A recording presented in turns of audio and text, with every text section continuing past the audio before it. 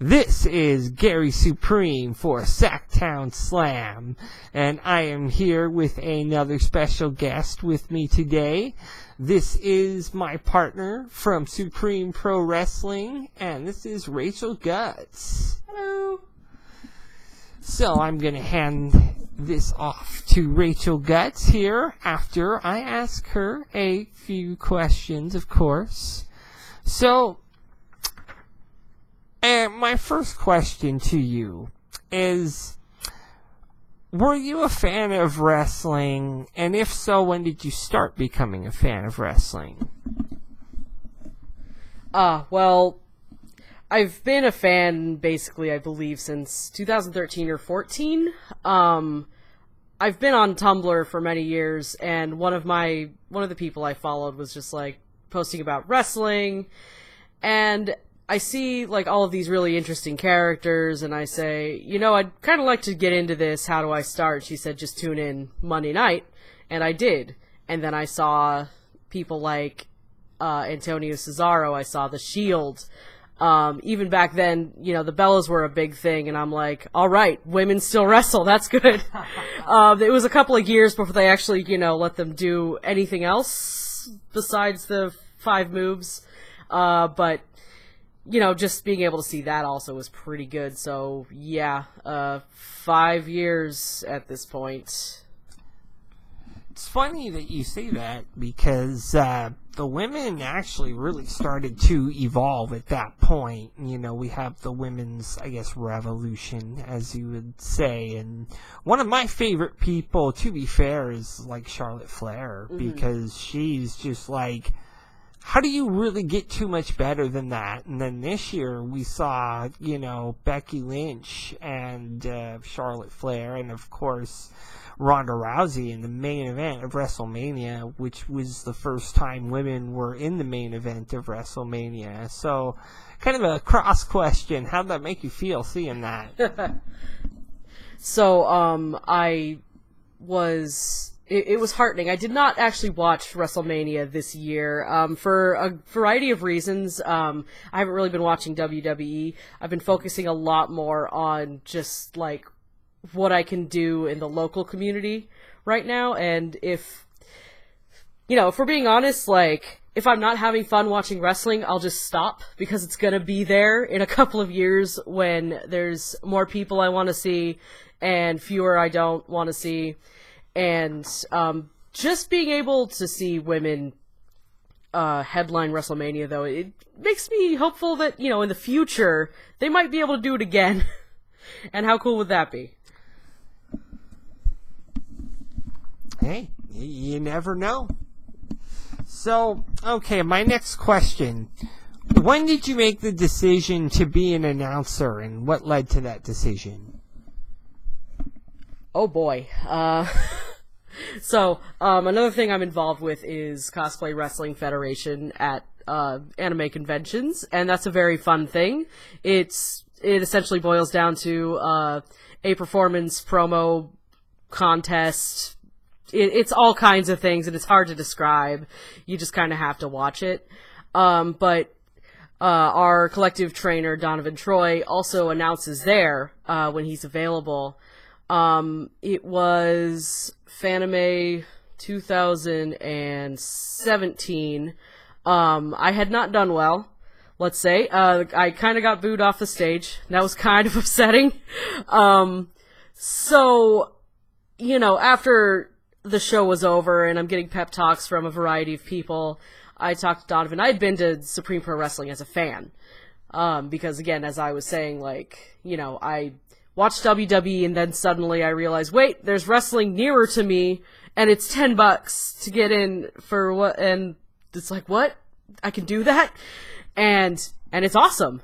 And he said, if you show up at this time, I will have something for you to do. And I said, okay. And, I'm expecting to sell t-shirts and just, enjoy the time I have there. But they had me ringing the bell on my first night, which is nice of them. And I do that for a couple of months, and you were there as well, and, we're both like ringing the bell, we're calling time. At some point, Donovan suddenly asks, "Hey, would you like to try announcing?" And I thought, nah, I wouldn't. What part of social anxiety don't you understand? But, what I said was, yeah, I'll give it a try, and I did. And, a year later, we debuted, as announcers, and that was pretty wild. So, it's less like a decision was made and more just sort of I fell into it, and it became just a thing that I do. It was it was different for me because it was something I really wanted. I mean, I'd had a lot of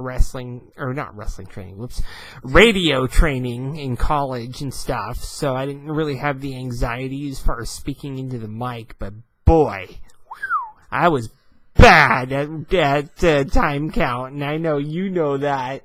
Well, I wasn't gonna say it.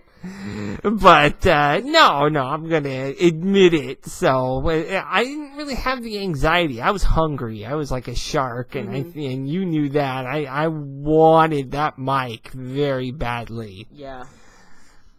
So, which sort of leads into the next question I actually had. Because you and I, we both do matches now. We both call matches, and I would say we both did an excellent job at on the anniversary show back in April. We killed it.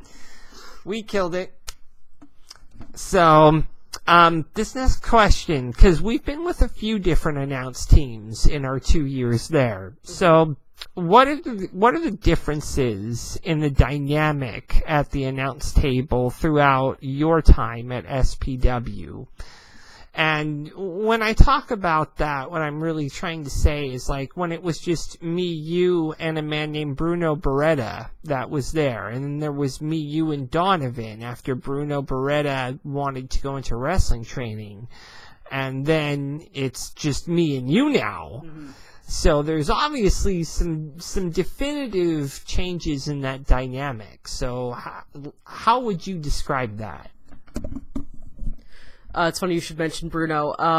I was sort of the opposite, where he was an announcer who decided like he's also going to wrestle, and I decided I wanted to wrestle.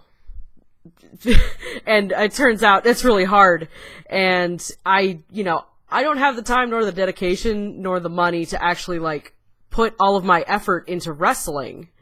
So I didn't want, I don't half-ass things. I put my whole ass into everything that I do. So I thought, announcing, as I'm falling into it, I'm like, this is how I do it. This is how I participate, but I don't have to get punched a lot. And that's way cool.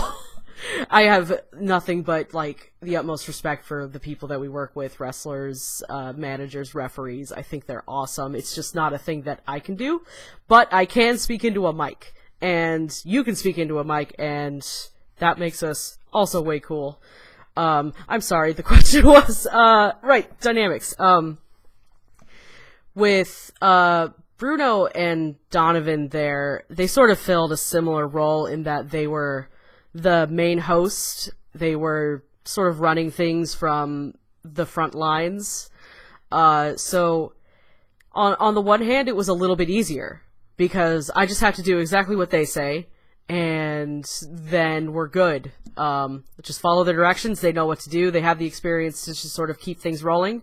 And then when it's just the two of us, just from the reasons of like, I'm good at multitasking and I can run around the arena really quickly, and I just prefer to delegate things. I'm sort of not really running it because we're both running it, but I am delegating. I'm sort of making sure everybody's doing exactly what they should be doing, and I understand why Donovan and Bruno sometimes were a little bit frustrated if I was like, if I managed to have my mind wander and I'm not paying like full attention.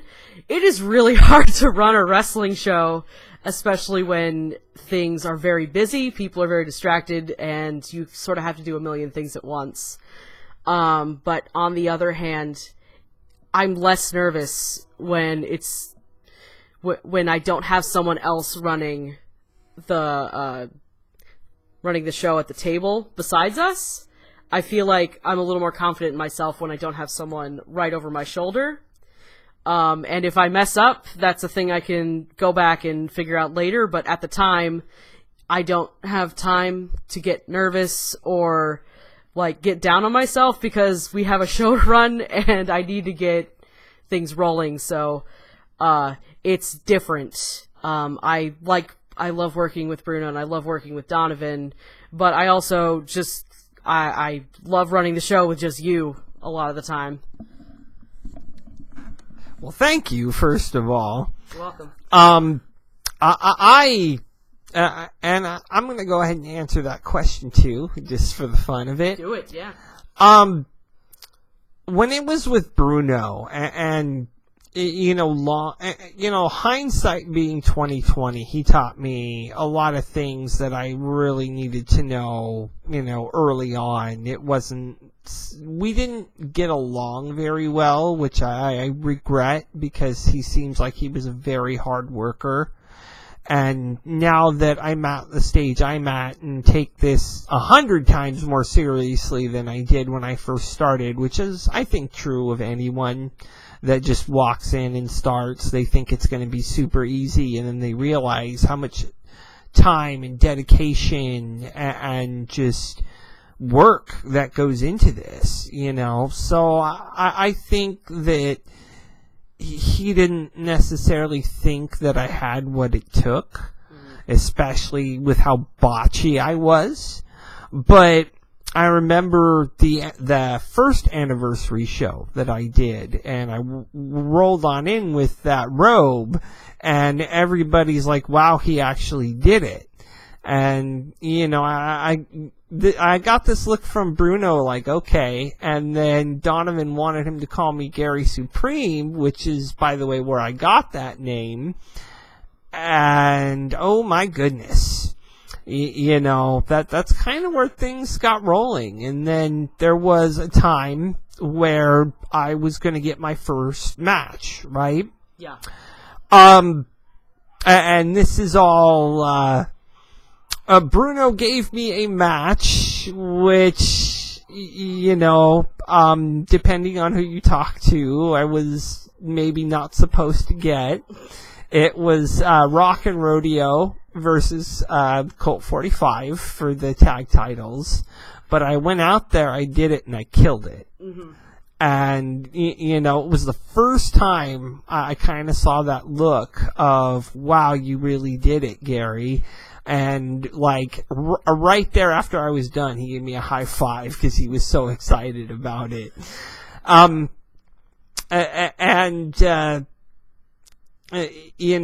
was the following June after the anniversary show. So, because I didn't, at the anniversary show, I was doing time counts, but I remember being so nervous because we had Jeff Cobb there that year. We did have him there. And I'm like, oh, I cannot mess this up. And so it does get a little scary when we attract the big names in SPW, because then it's like doubly, you better do it right and do it often, which is something I really learned with Bruno. As far as Donovan, he's our teacher. What am I going to say? That's really pressure's on when you're at the table. And I've been at the table with him many times, whether it was a Sacanime or not. But normally it's Sacanime since I'm an announcer and I don't do anything for CWF. I'm always at the table with him. So that's very scary. Mm-hmm. Because if you mess up, man, not good. You'll know about it. You will hear about it for the next 6 months. I don't know if I would go that far, but, it's... well, maybe you will. I don't know. The thing is, I have so many places that I've worked that Donovan gets to see me in, a million different environments. He gets to see me at a bunch of different shows. So I can sort of the way that you hear about things a little bit later, I can just sort of take that in and then immediately, like a couple of, like maybe a week later, I'm like putting that into action. So just getting the opportunity to go to all these different places, and I think this is going to go into another question you have, is great just from the standpoint of learning, because shows work differently depending on where you are and depending on who you're working with. Well, hold on. Let's put I'll put a pin in that. So, because that leads on to a question a little bit later. Uh-huh. So, next one. Is there a match that you've announced that really stands out in your mind, and why? Definitely, it was... I think, yeah, that was our Halloween show, SPW's last Halloween show in 2018. That was Sir Samurai's 1000th match, and it was a gauntlet of 6 different gimmick matches that he went through, and I believe I had to handle all of it. So that included all of his opponents, which was more than 6 because one of them was a handicap match. And Space Force, woo! It was a gauntlet for me too, I guess we'll say. But I got to see my good friend Eliza Hammer like really bang it out in the last part of that gauntlet match. She did a hardcore match with Sir Samurai. It was one of her first. Was that her first singles match on the show? I think. It may have. No, I don't recall. I think her first one was with D-Rogue, but I'm no, I think that was afterwards because I remember her talking about wanting to wrestle D-Rogue, and so I think it must have been one, at the very least, one of her first singles matches. They were both fairly close. I'm not sure which one came first. I don't even remember. There's been a lot of shows. We do a lot of shows. We do a lot of shows. There's a lot of matches that happen, and then I forget which order they happened in. Either way, it was Samurai's 1000th match, and he did it with his students. The students of the SPW Training Academy, all of whom I'd gotten to know over the past year, and just, So anyway, Eliza Hammer has made me cry a couple of times, but in a good way, because I'm just so freaking proud of her. Every single time that I see her do a match, I'm just like, oh my god, because technically I started wrestling training at the same time she did, and then I quit, and then she kept going, and like, nobody works harder at this than Eliza Hammer, and just seeing her getting to fight Sir Samurai in his 1000th match was, dare I say it, magical. And afterwards, we did a short celebration in the ring where everyone just like sings the praises of Sir Samurai because he rules. And well, I think we all got around the ring too after that match was over. Yeah, exactly. That's what I'm talking about. Like the entire locker room clears, like everybody's around, and the honor society is talking about how much we love Samurai, because we do.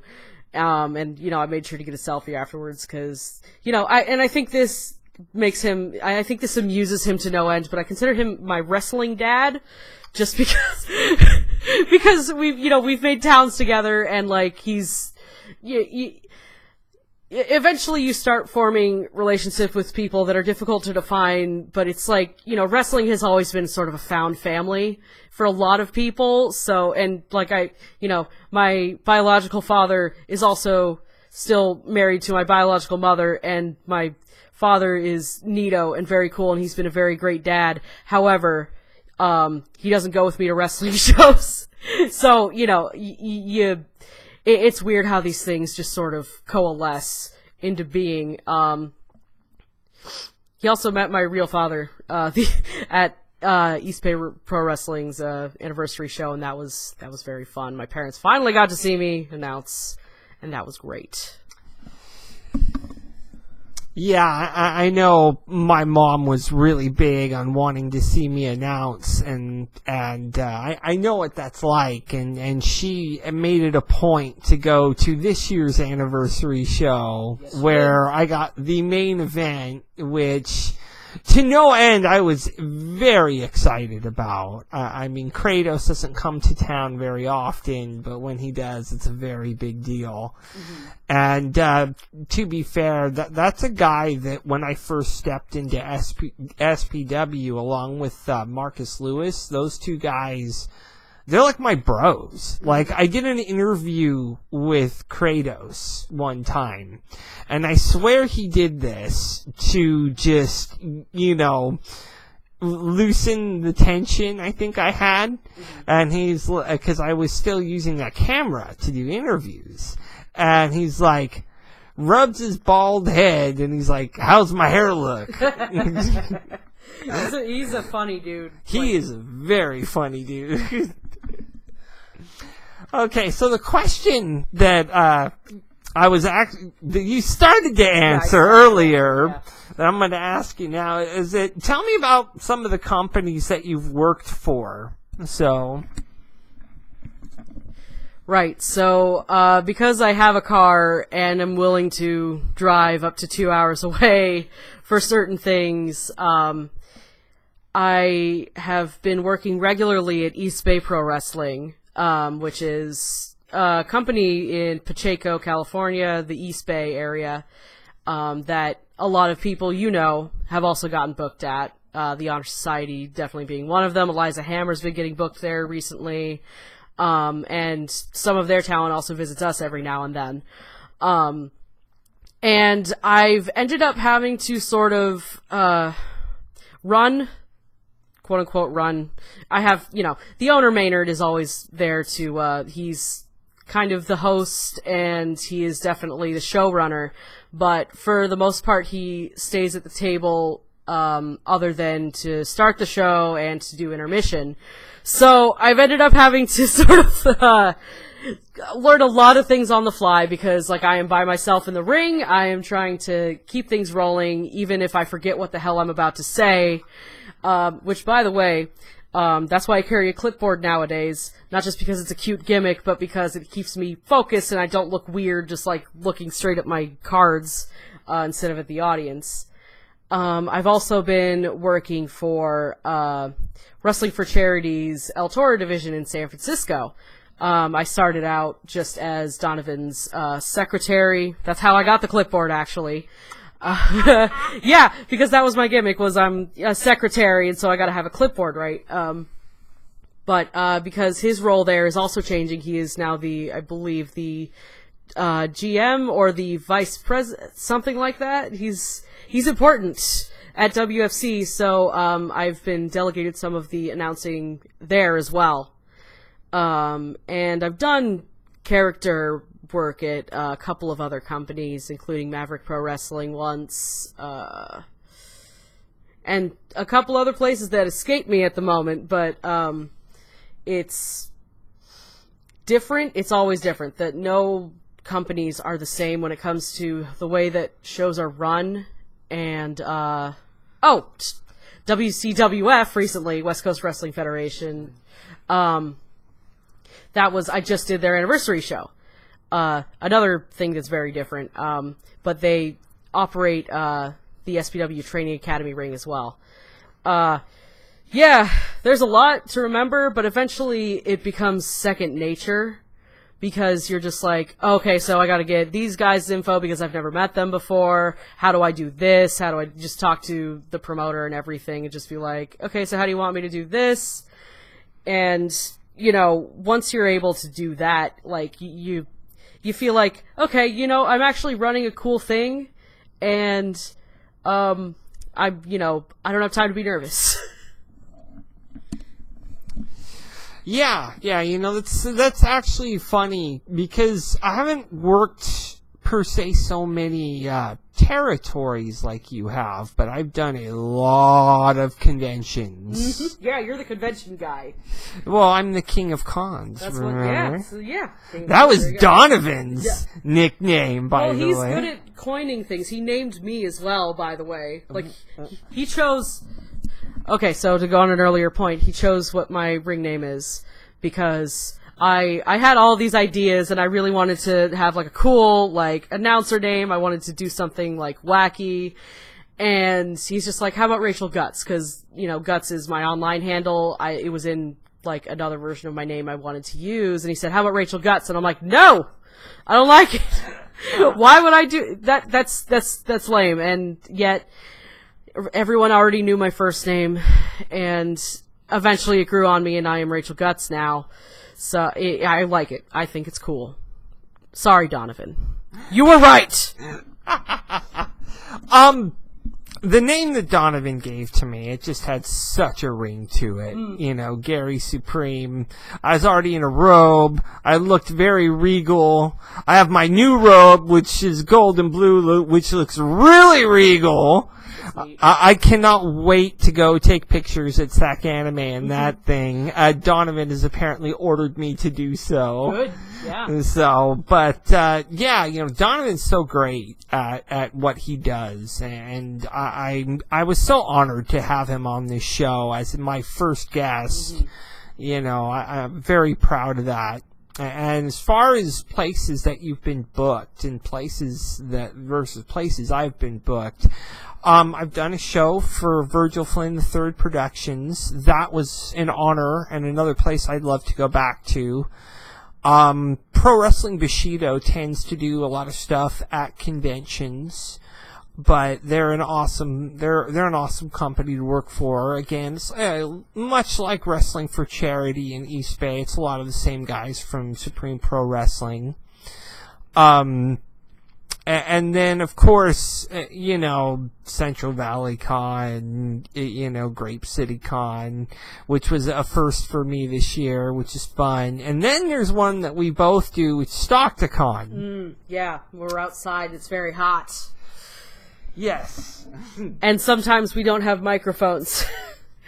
I'm buying a megaphone for this year just in case. I mean, you can also, I saw a bullhorn at Walmart the other day, and I'm just like, maybe I should pick the, well, now that you're picking one up, I don't need to. Yes, I'm picking one up regardless. Yeah, there are times when you just sort of work with what you have, and at Stockton Con, sometimes mics have to go to other panels, that are inside, and so, blowing my voice out, yelling, things that I would normally just sort of say and project was an experience, to say the least. Yeah, imagine working there for 2 days. I can't. I busted my butt, especially last year on that second day, because all of a sudden James Ellsworth had come to town. Yeah, it was... And it was chaos. 6 a.m. My phone is just blowing up, and I'm like, I'm trying to sleep. Trust me, that's wrestling life, folks. As soon as something big goes down, it's like, is it real? Is it real? Is it real? It's just like people yelling at you from all sides. Yes, this is something I am sure that this one knows a lot about. So, okay, well, there is something else I'd like to talk to you about. So... Oh, we need to invite my friend over. Yes, yeah. We need to invite your friend over for a moment. Are we pausing the recording? No, because I have to do this in one take, unfortunately. Okay. Don't mind me. So, while Rachel Guts goes and grabs her friend, I will just say that this is Sactown Slam, and I'm Gary Supreme, and this is from, of course, the Supreme Sanctuary trademark referee Corey, and of course, Rachel has done a number of things, and I have been very, very honored to be able to have 2 years with her. And I will say this much right now. I feel like Rachel and I, as students of Mr. Donovan Troy, are the next two pieces of coal to be turned into diamonds. So, well, wait, who's this? Who's this? Hey. Oh, it's Pikachu Libre. It's Pikachu Libre. Hi, Gary. Hi. Well, this is someone that I would have a few questions for, especially as today is day 0 of Sacanime. So, I will hand this mic back to you. What are you talking about? This is my first time having the mic. Ah! There you go. But it's not it is your first time having the mic. I just said I'd hand it back to you because I had it first. Ah, yeah. Anyway. So, as I was saying, today is day 0 of Sacanime. So, what do you think makes Sacanime so special? Well, I would say, not just because I live 20 minutes from Sacanime. You know.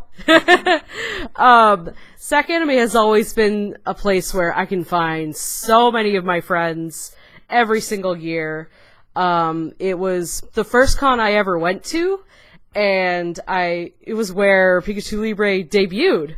So, it's sort of like home to me, Well, I think it's home for a lot of people, and to me, it's kind of become one of those things that, especially summer Sacanime, that I look forward to every year, because just taking pictures with cosplayers and going to shows, it's very, it gets the adrenaline pumping. Mm-hmm. So, next question. When did you decide to join CWF, and how long have you been there for? Oh boy, I really should have thought of this before I started, before I decided to come on the show, review my own history and everything. It's been a couple of years, and it all just sort of escapes me. But, goodness, when did I debut? 2014, I think? It was a long time ago. I had seen Cosplay Wrestling Federation at Fanime, the first show they ever did at Fanime, and I thought, this is amazing. I'm seeing all these different characters, and I get to, oh yeah, and we have, swag. Yeah, look at that. And I thought, this is something that I have to do. It looks like it's so much fun just to perform there. And I decided to try out, and boy, it's been a ride since then. I was the second ever Blackout champion at Sacanime, and the first woman to hold a championship in Cosplay Wrestling Federation to begin with. And it was just, up until the last show we had at Fanime 2 weeks ago, both of our main champions, the Blackout champion and the Heavyweight champion, were both women. And, the times are changing, and my good friend Sailor Moon is still the Blackout champion, and she'll be defending that at Sacanime. Yeah, in just 2 days. That's exciting, and that's what I'm looking forward to. Go Sailor Moon, by the way. Sailor Moon! Yeah! Yeah! Now, this is another question that I actually have been very curious about, and I was very wondering how you would answer it.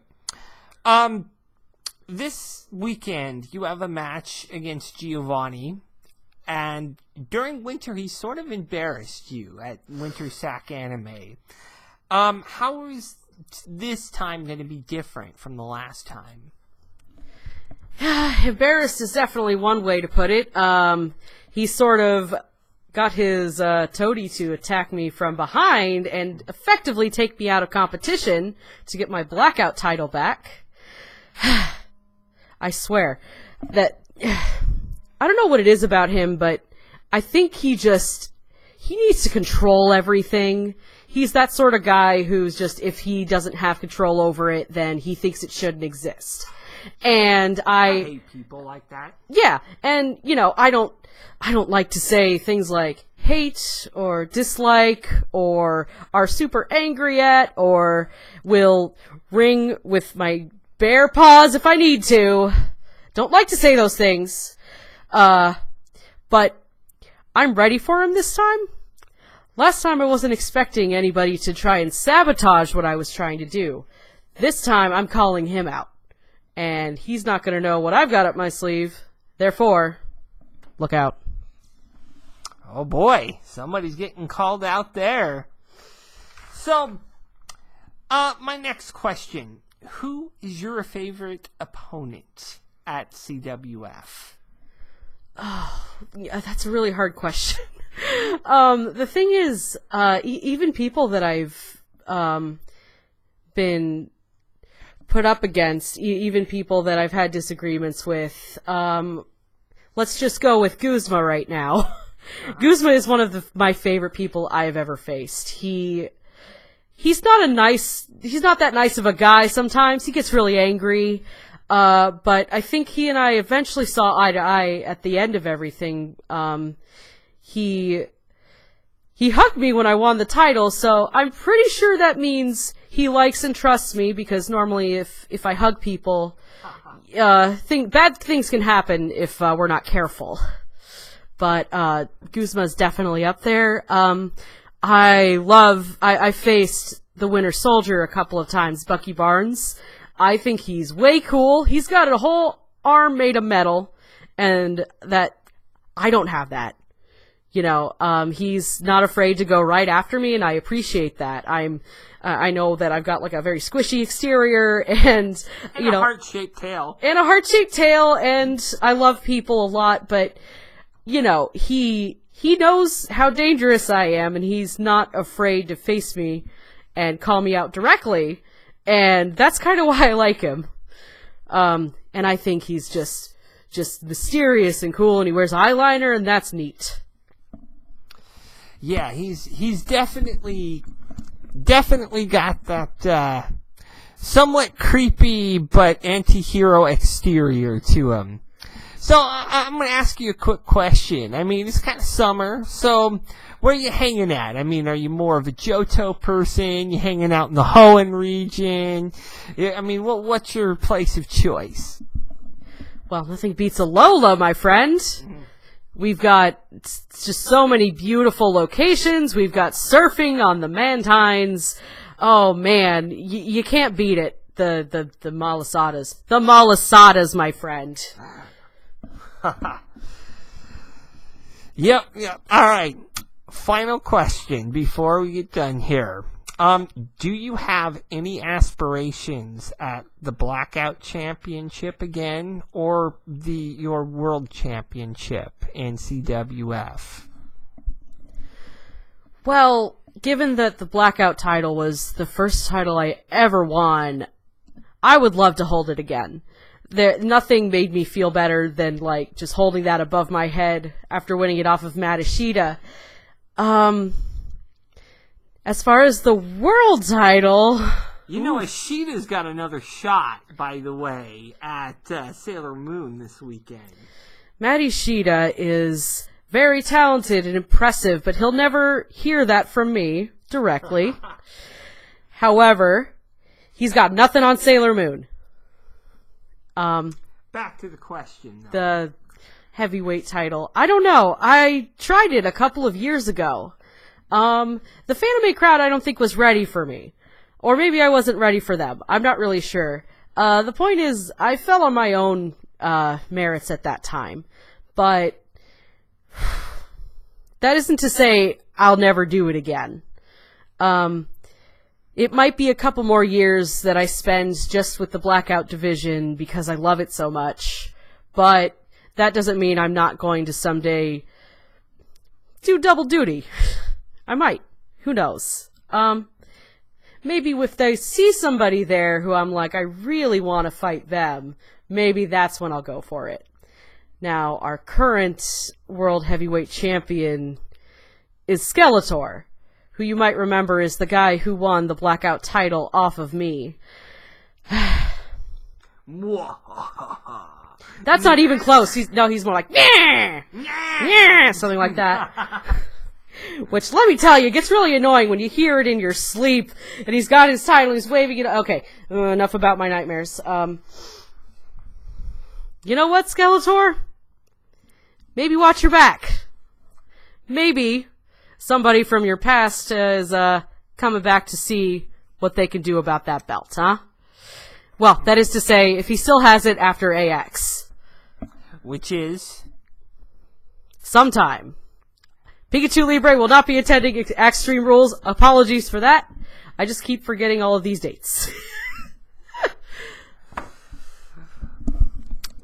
Well then, that has been a wonderful interview. I'm going to set this down for a moment, and I'm sure people will be able to hear me. So, boy, this is... Yeah, try not to... Let's not do that. Okay, so there was one thing I was going to ask, and I'd like a handshake before I ended this interview. So, this is Gary Supreme at Supreme Sanctuary, copyright referee Corey. And of course, this is Pikachu Libre. I'm Gary Supreme. And before I am out, I would like to shake your hand for a moment. So, just have a little handshake. Whoa. Sorry. Jeez, Louise. Sorry, I don't know my strength sometimes. Well, apparently you have an electric personality. Let's hope so. Yes, so that was just a little jolt of personality right there from That's what we're calling it, okay. Pikachu Libre. And what is going on here? Your mouse. Yes, it looks like my... Well, let me try and speak for whatever reason. We're part of the same family. Yes, we are. And for Rachel Guts, Pikachu Libre, and Gary Supreme, this has been Sactown Slam, and I am out. Bye. You just cut out the end.